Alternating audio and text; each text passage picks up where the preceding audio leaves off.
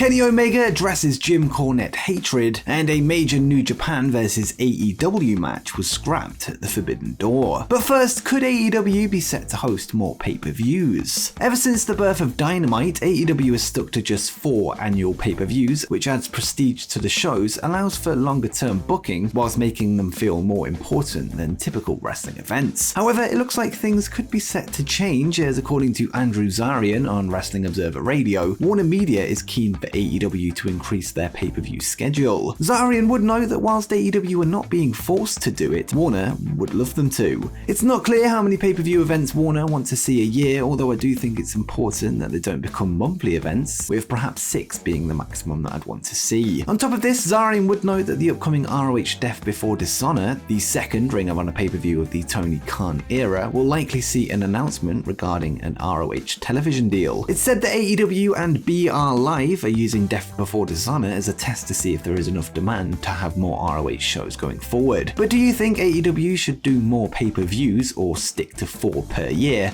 Let me know in the comments down below.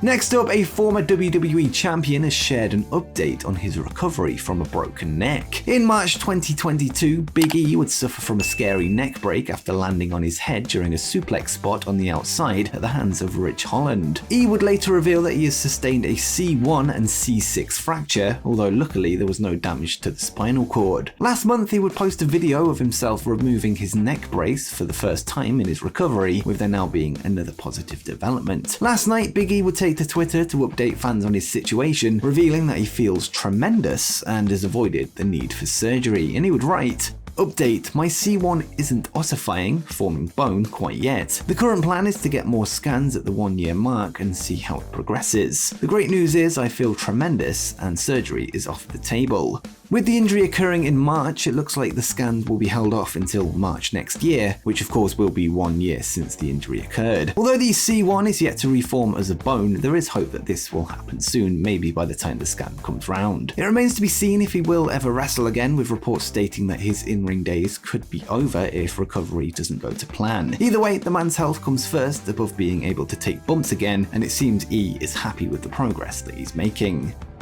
Next up, another AEW All-Atlantic title defense has been announced. On our last news video, we discussed the upcoming defense of the All-Atlantic Championship, with champion Pac set to defend his new belt in the UK at a Revolution Pro event on July 10th against New Japan Pro Wrestling star Shota Umino. Well, it's now been revealed that Pac will then head over to Ireland 12 days later, with him set to defend his title against LJ Cleary at OTT's Poetry Slam event. The match will go down in the Complex venue in Smithfield, Dublin, with Pac making his return to Over the Top Wrestling for the first time since August 2019. Unless more matches are announced, this will be the champion's second defense of his All-Atlantic Championship, with it becoming ever clearer that the title was created to be defended across the world, and in this case across the Atlantic. Pac won the title at the AEW New Japan Forbidden Door show when he defeated Clark Connors, Malachi Black and Miro in a 4-way match, with him scheduled to put his title on the line twice this month, with more matches likely to be announced in the coming weeks.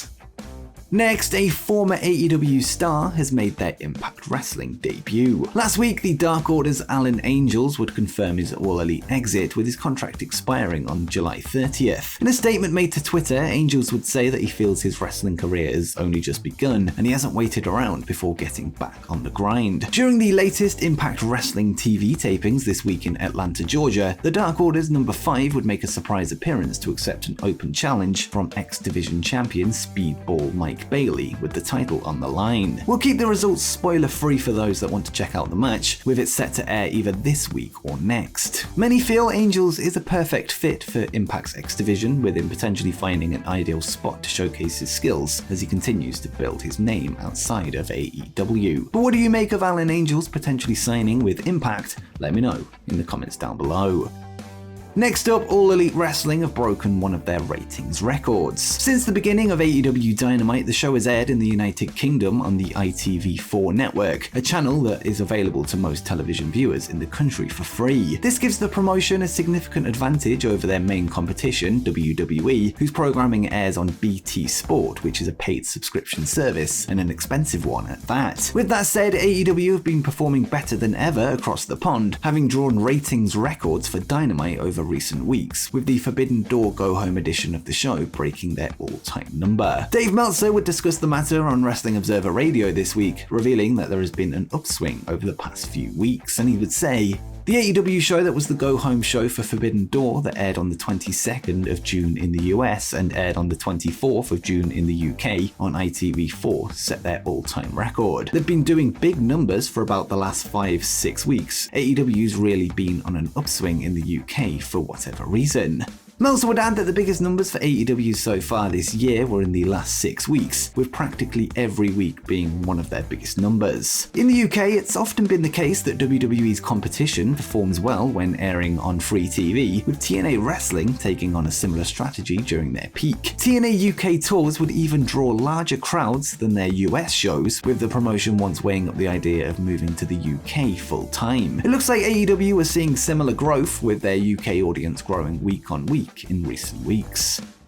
And next up, Kenny Omega has addressed criticism from Jim Cornette. Former wrestling promoter and manager Jim Cornette is today known for his weekly podcasts, where he is often critical of modern-day wrestling. One of the stars that gets the brunt of his criticism is Kenny Omega, who he nicknames Twinkle Toes, with the hatred seemingly fueled by not just different tastes, but personal animosity from years gone by. Well, in a recent appearance on a CEO gaming stream on Twitch, Omega would be asked about Cornette and his followers, and he would talk about the hate that he receives, feeling that Jim has backed himself into a corner, and he would say, "I think Jim Cornette has backed himself up into a corner where now he's found this group of extremely pathetic human beings who have no other thing to aspire to become or no one to base their life off of, no one to listen to, no one to adhere to their commands. And so when it became a character that he could play as though he was still traveling up and down the strip in the indies like back in the old days, now he's got this group of people hanging off his every word.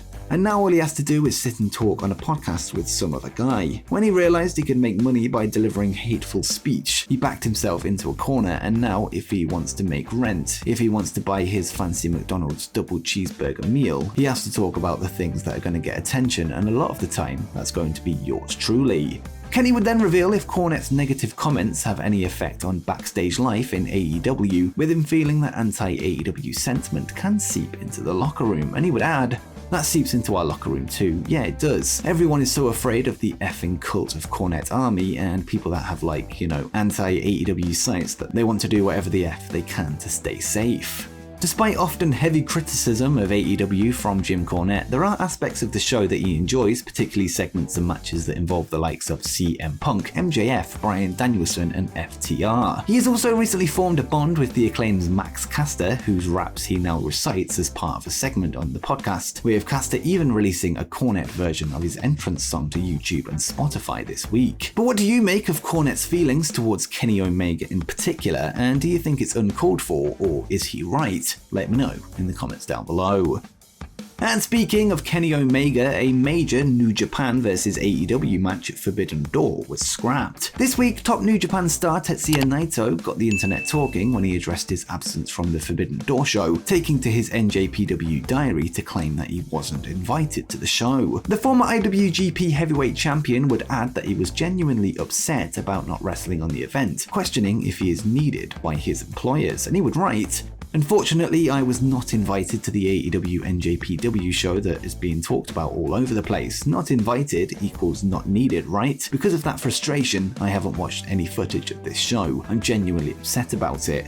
Naito's comments left many wondering if what he said was a work or a shoot, and if he had legitimate heat with New Japan. Well, according to Twitter user Backup Hangman, the post is in fact a work, with Naito said to have been originally planned for the show before his match had to be scrapped. Interestingly, it seems his planned opponent was no other than the absent Kenny Omega, who was unable to get clearance in time for the show. And Backup Hangman would write, "The original plan was Naito Omega, but Omega wasn't healthy in time. He's working. Anyone reacting to this has no sources." It appears that AEW had hopes that Omega would be back for the Forbidden Door show, which makes sense due to his history with New Japan, although as of now he remains on the shelf for an unknown amount of time. As we noted in a recent news video, Omega recently provided an update on his situation, appearing on Twitch with CEO Gaming, where he indicated that another injury setback could mean he is done in the ring. The Naito story adds to concerns that Omega's recovery isn't going as planned, with it still unknown when or if he will be seen in the ring again. With that said, hopefully we can see the match at some point in the future. And before you go, make sure you check out the truth behind CM Punk's secret wrestling returns before AEW.